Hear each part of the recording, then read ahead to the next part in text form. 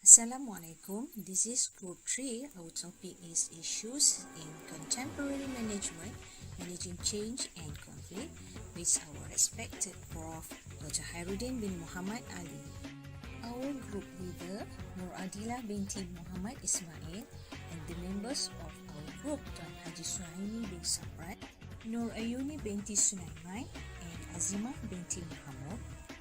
Next, Basira binti Kamarul Zaman and Fatimah Zahra binti Farul Razi.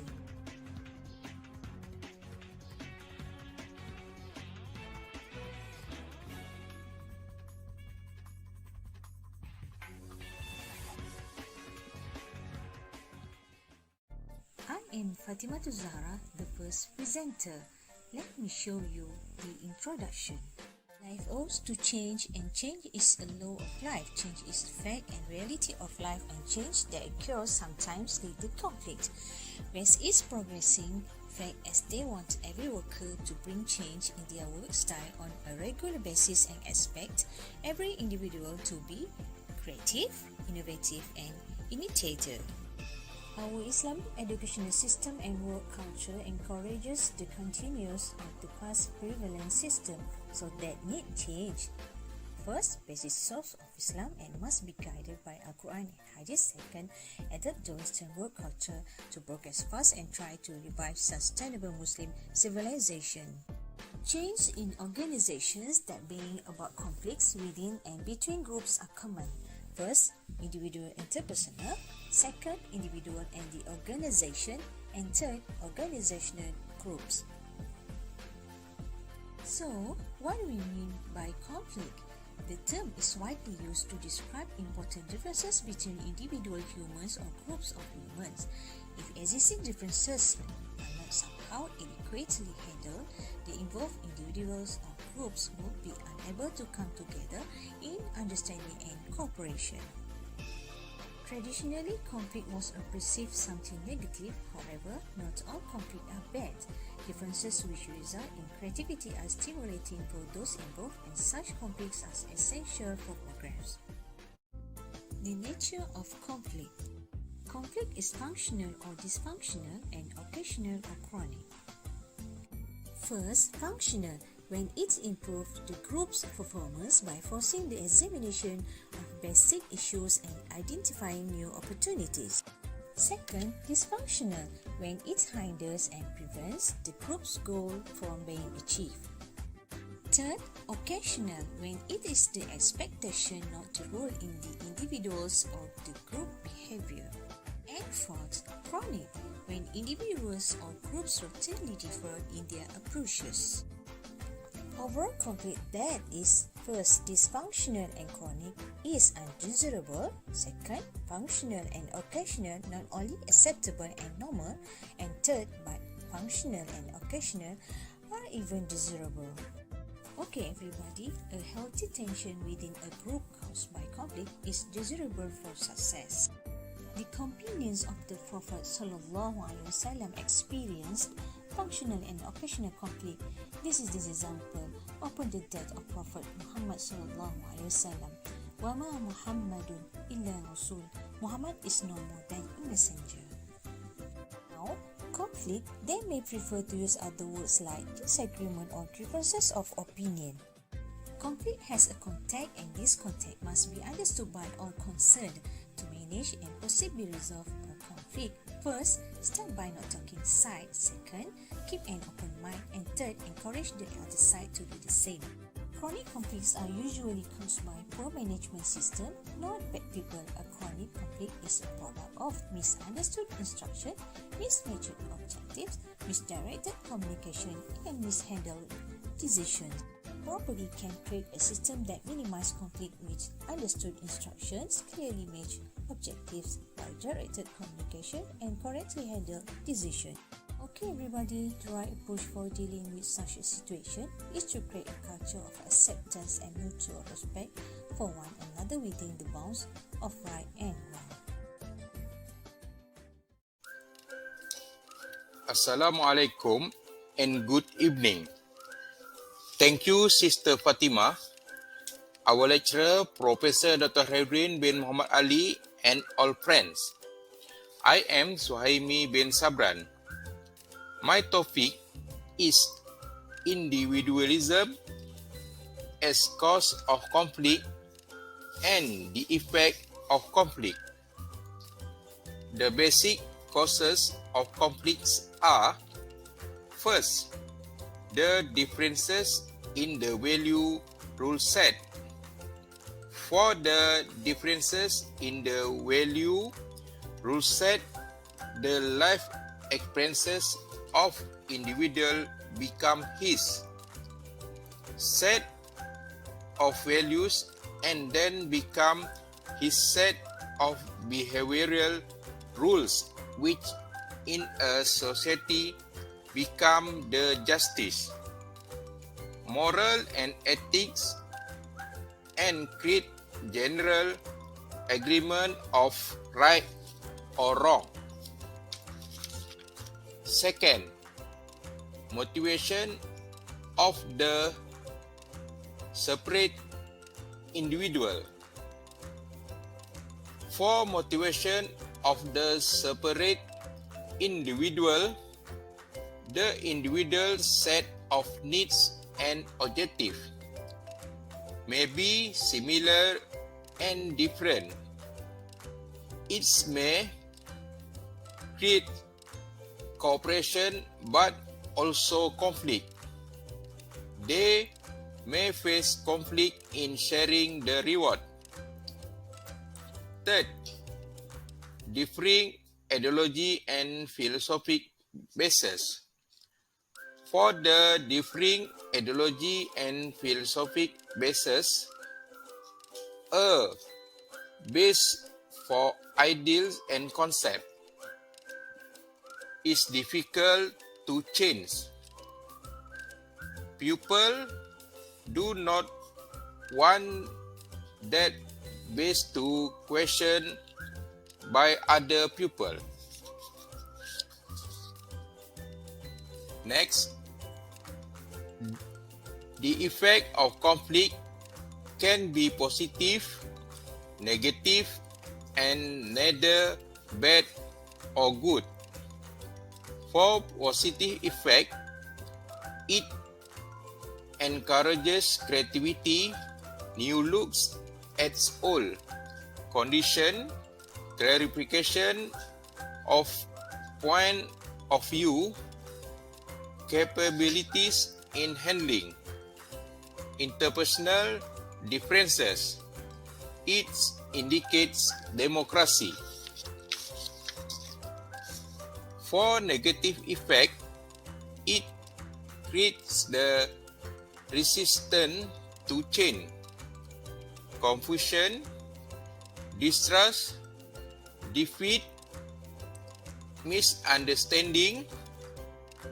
Its suppression resulted in autocracy. Next, for conflict as not good or bad is determined by the feeling, belief, and values of the person involved. People are the determinants. Conflict conceptually has the characteristic of setting, real or imaginary, how people respond and accept it. People have a set pattern for our involved in setting the nature of conflict. We always want to apply equal penalties, although there is a break in the rules that causes the conflict. The conflict may be real or imaginary. The conflict may exist until the differences is solved. The important aspect is now to respond and accept the conflict. How to control the conflict situation? Unmanaged, these differences can have negative result. That is all. Thank you. Assalamualaikum warahmatullahi wabarakatuh and very good day to our dedicated lecturer, Professor Hairuddin Muhammad Ali, and to my classmates. I am Basirah binti Kamaruzaman. I will continue with the Islamic approach to motivation and management. The Islamic approach to motivation and management. The Islamic approach to management is an emerging discipline, often referred to as Islamic management, looks at the management of organization from the perspective of the knowledge from the revealed sources and other Islamic sources of knowledge and result in applications compatible with the Islamic belief and practice. Similarly, many of the theories of motivation in the literature reflect to European worldview and would not be applicable to Muslims. The workers who are Muslim find their motivation in their religion and their cultural heritage. Any approach to motivation that ignores this will not succeed. The Prophet ﷺ taught that every human endeavor is an act of worship and charity. Thus, a working Muslim knows he is worshipping his Lord, and this is a powerful motivator in itself, irrespective of any material gain. Sources of motivation. The Muslim worker's motivation for work and excellent service is derived not only from notion of self-fulfillment, upward mobility, uplift of the material standards of living or service to the nation, but also more fundamentally from the belief that, as a holder of amanah on earth, he must search industrially for the bounty Allah has provided for his sustenance, either in the form of natural resources to be exploited or new processes to utilize available resources. His work is a form of virtuous deed, amal saleh, which is the key to the attainment of Allah through success in this world and well-being in the hereafter. His work is also a form of ibadah, servitude to God in the broader sense of the word, insofar as it is in conformity with the divine norms and values. And the reward for his good deed is not confined to this world, but extends to the hereafter, and similarly, punishment for bad deed is not restricted to worldly life, but also takes place after death. Factors in motivation. The four components of motivation are as drive and aroused state due to psychological need, instinct and innate biological determinant of behavior, commitment, ikhlas, and incentive, external stimuli. Need theory. A Muslim looks at the wages, salary, and other material benefits as a means to enable him feed, clothe, and house himself and his family so that he can devote his energy to the work. He does not look at them as a just return for his labor. His labor is worship and only Allah can recompense for it. Instinct and innate biological determinant of behavior. Behavioral theories. Humans have freedom to choice in the behavior or work that they do. Al-Quran verse 466. The Quran emphasizes the importance of work. Verses 6135 and 67:15. There is reward for any behavior. Al-Quran verse 285. ثم أنتم هؤلاء تقتلون أنفسكم وتخرجون فريقا منكم من ديارهم تظاهرون عليهم بالإثم والعدوان وإن يأتوكم أسارى تفادوهم وهو محرم عليكم إخراجهم أفتؤمنون ببعض الكتاب وتكفرون ببعض فما جزاء من يفعل ذلك منكم إلا خزي في الحياة الدنيا ويوم القيامة يردون إلى أشد العذاب وما الله بغافل عما تعملون. Incentive, external stimuli. Every work is reward according to the intention behind it. Every person is rewarded according to his or her niyat. The amount of reward is commensurate with the intention. Jannah, it is positive motivator. Jahannam is a negative one. reward for good work behavior is Jannah. Otherwise, it is reward in the form of Jahannam. Motivated personality. Motivated leaders clarify goals, set objectives, consult and respect followers, deal with followers kindly, humanly, and with fairness.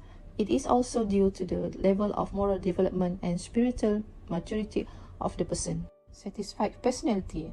Naflawamah, who are motivating ones and believe work is challenging, meaningful, has opportunities for advancement, learning, and personal growth. Thirdly, mutmainnah, that provides a high level of the sense of responsibility towards Allah and independence from any kind of fear, anxiety, and give job satisfaction. They subscribe the idea of sharaf. Lastly, the conclusion is the essence of personal development is purification of the soul. If the soul is good, the rest of the body becomes good. Professionals may be engrossed in their work that they forget themselves until they find themselves in spiritual crisis that in turn have adverse effects of their professional work. That's all from me. Thank you. I will pass to my friend to continue. Assalamualaikum warahmatullahi wabarakatuh. Thank you to my beloved friends, Teacher Basirah.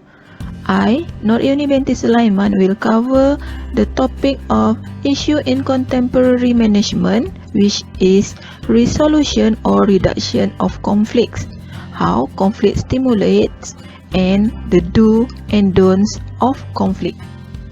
Resolution and Reduction of Conflicts by Paul B. Ryan 1976 says, basic to other consideration in dealing with conflict, it is well to note that conflict resolution requires that the parties in conflict trust each other and that the parties in conflict are capable of and willing to locate the source of the conflict.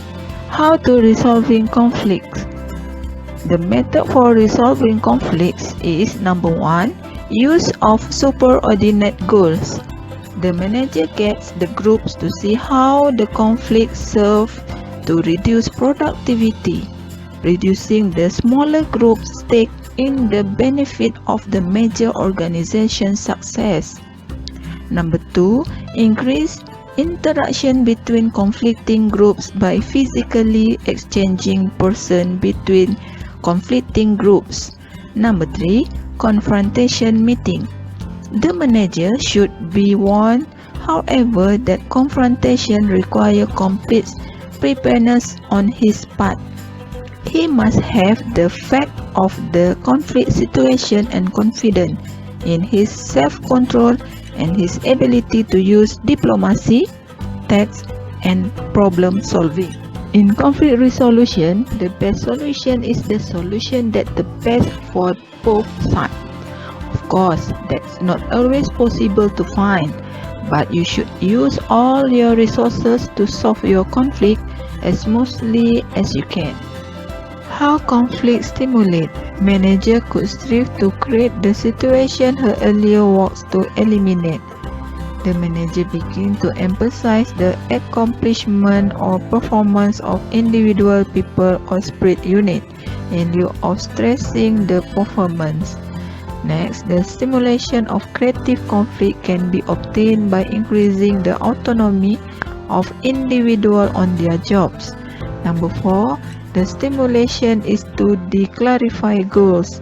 Next, encourage questioning and challenge the existing as a method of stimulating desire differences of thought. The last one is conflict as a stage of unresolved differences between two entities, human and organization. The last topic is the do's and don'ts of conflicts. Do's.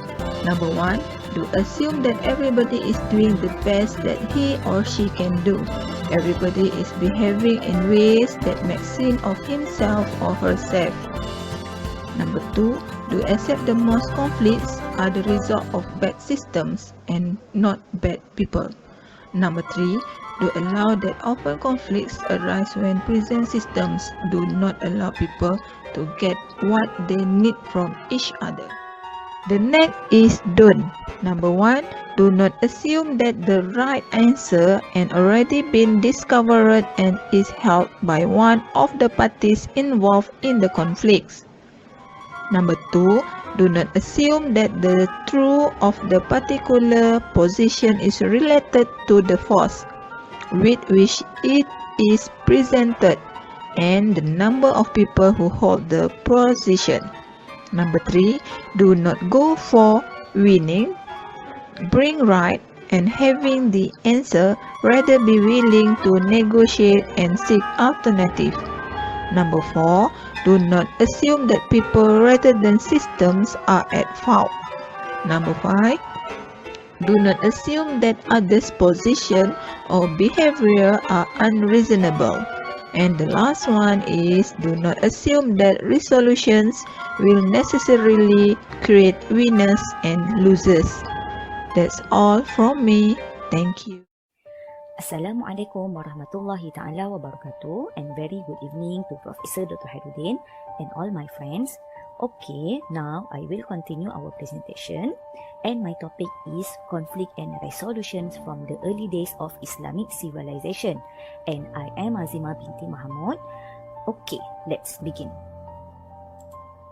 The early days of Islamic civilization, conflict develops and grows in a certain way. We will examine 2 instances of conflict in the early Muslim history to observe the underlying pattern of conflict. Okay, you have got to see this. The first incident is the case of land distribution after the conquest of Iraq in the days of Sayyidina Umar radiallahu an, and the other of the conflict between Sayyidina Ali radiallahu an and Muawiyah radiallahu anhu regarding succession following the death of Uthman radiallahu an. Okay, let's see the first one, distribution of land. First, a crisis emerged, the disagreement escalates, confrontation occupies the center of attention, crisis deepens, and lastly, the conflict is resolved. Now, we're gonna discuss it deeply. Start with a crisis emerged. After Muslim armies had entered Iraq as victors, the responsibility to decide if and how to divide the conquered land fell on the Khalifah Umar ibn al-Khattab radiallahu anh. Opinions were divided on the issue and Muslims were in conflict with one another. The disagreement escalates. On the one hand, the army commanders thought that the land should be divided and distributed. For example, a senior companion Abdul Rahman ibn Auf radiallahu anh also favored distribution. Uthman radiallahu anh, Ali radiallahu anh, and Umar radiallahu anh thought that the land should not be distributed but left with the original cultivators. Then, confrontation occupies the center of attention. A general assembly was called. It included all the Muhajirin and 5 representatives, each from the Aus and Khazraj tribes. Crisis deepens with the General Assembly discussed the matter for several days. The crisis became prolonged and complicated. Further crisis appears to loom ahead. And the last, how the conflict is resolved. Umar radiallahu anh one day referred to the Quranic verse that concluded with the words, "Those who come after them." The assembly was convinced when Umar radiallahu anh said, "How then can I distribute it amongst you and leave those who come afterwards without any share?" Thus, the conflict was resolved by resorting to an acceptable authority. Then, let's see the second incident, which is succession of Khilafah. First, we're going to look at the crisis emerges, the conflict escalates, confrontation occupies the center of attention, the crisis deepens, and lastly, conflict is resolved. Okay, how the crisis emerged. Uthman radiallahu anh, assassination resulted in a deep division among people who demanded that the new Khalifah, Ali ibn Abi Talib radiallahu anh, must punish the assassins and those who favored the conciliatory approach of the Khalifah. Muawiyah radiallahu anh refused to accept the leadership of Ali radiallahu anh. Okay, now the conflict escalates. Ali radiallahu anh replaced only with partial success governors appointed by the previous Khalifah, while refusing to accede to the demands that those who murdered Uthman radiallahu anh be punished. On the other hand, Muawiyah radiallahu anh continue to seek the subjugation of tribes through persuasion of force in defiance of the Khalifa. Okay, let's see the confrontation occupies the center of attention. Ali radiallahu anh sent a letter to Muawiyah radiallahu anh asking him to submit to his leadership while Muawiyah refused. The Khalifa sent an army to subdue him. The two armies faced each other for 3 months while concerned people on either side continued to attempt a settlement. A truce lasted an additional month before it broke out into an all-out war.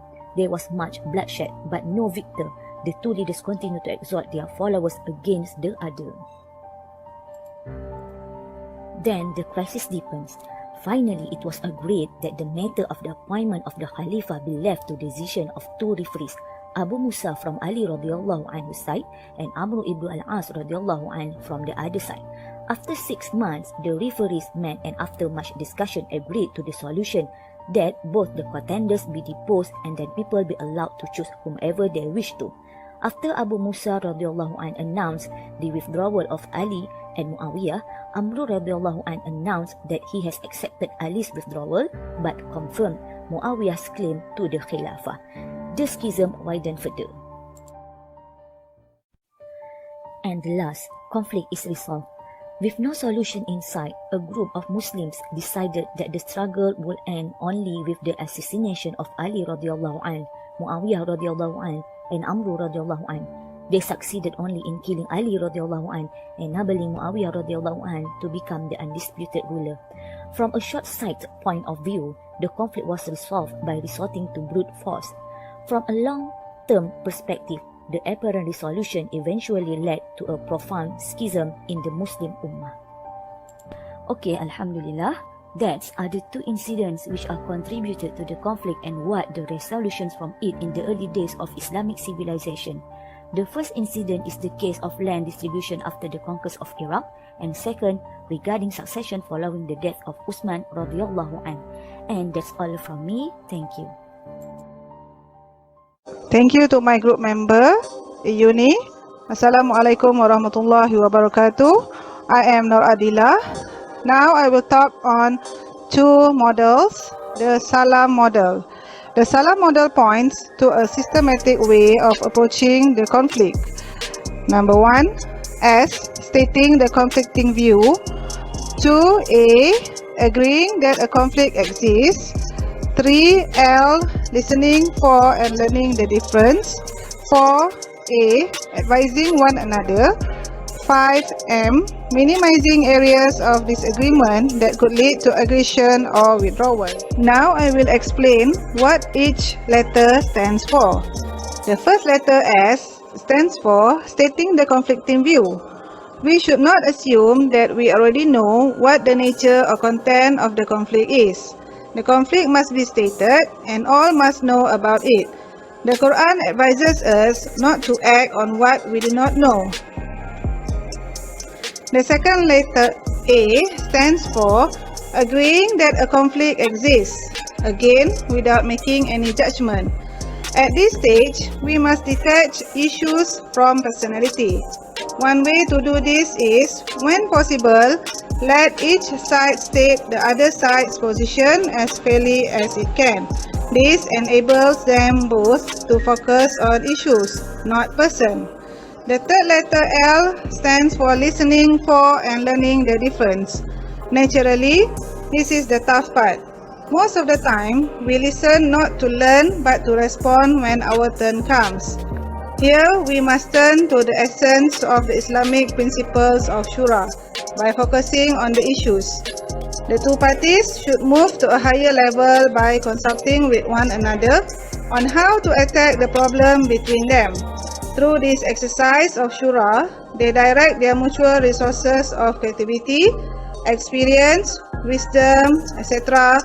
to attack the problem, not one another. The fourth letter A stands for advising one another. This is the stage where compromises begin to take shape. We advise one another in the Islamic manner of nasihah, recognizing that the advisor is not always right. Two things are important here. First, We move to a common ground by proposing an action that meets the principal needs of the other party while enabling us to reach our goals. Second, we offer to help carry out whatever is agreed upon. Again, we are talking about a proactive mode of behavior. It requires a continual monitoring of actions and prompt evaluative response to them. The last letter M stands for minimizing areas of disagreement that could lead to aggression or withdrawal. We do not want the other party to become an aggressor because they did not get what they wanted. In most situations, we also do not want the other party to withdraw from us. In most situations, this will only be a short-lived withdrawal or conflict until the other party feels strong enough to challenge the resolution. Okay, that's all from me on the Salam model. Now I will talk on the SNT formula. There are ways to keep conflict functional and occasional and avoid the emergence of dysfunctional and chronic conflicts. This can be achieved by adopting a mode of behavior that I call the SNT formula. S stands for Shura, which is consultation, N stands for Nasiha, which is advice, and T stands for Ta'un, which is cooperation. Within the context of avoiding conflict, one must stress the proactive nature of Shura, the idea that one has to invite and seek Shura, not simply engage in it because it is forced by circumstances. The case of decision-making before the Battle of Badr, quoted earlier, is illustrative of this point. If we consult others in a proactive way, seeking Shura before crises emerge, differing points of view are brought into focus well before positions harden, and those consulted are likely to be supportive and accommodating even if things do not go their way entirely. Nasiha is the second element in the SNT formula. Again, we are talking about a proactive mode of behavior. It requires a continual monitoring of actions and prompt evaluative response to them. The third element of the SNT formula is ta'un, that is cooperation. The Quran advises Muslims to cooperate with one another. Thus, the Muslim way of doing things should be in cooperation, but within the envelope which the Quran defines by saying, cooperate with one another is goodness and pity, and do not cooperate with one another is sin and transgression. This attitude of practicing ta'awun in a discreet way forces one to come to grips with what is goodness and pity and what is sin and transgression. Now we have come to the summary of this topic. Life owes to change, and change is a law of life. Change is a fact and reality of life, and change sometimes takes place and conflicts are likely to arise in any organization. Conflict between groups is inevitable in organizations, and it may be positive and negative, depending on the impact on organizational goal attainment. Functional conflict enhances and benefits organizational performance, while dysfunctional conflict hinders the achievement of organizational goals. While most managers try to eliminate conflicts, evidence indicates that an optimal level of conflict can benefit organizational performance. Show independence. Some people are dependent and others independent. Dependent people point to others when they are challenged. They say, "It's not my responsibility." Independent people say, "I will fix it." Be willing to step up to the plate. Islam provides tools and techniques for resolving conflicts, encompassing from individual to organization and other hosts of issues. It is simply a matter of human nature. But the most important part of Islamic resolve is its emphasis on rationalizing its resolution. The Salam model and other approaches are the ways through which we can think of resolving it. Islamic history and civilization provides enough guidance for managers today to resolve organizational conflicts and remain adherent to Islam and the Sharia. Thank you.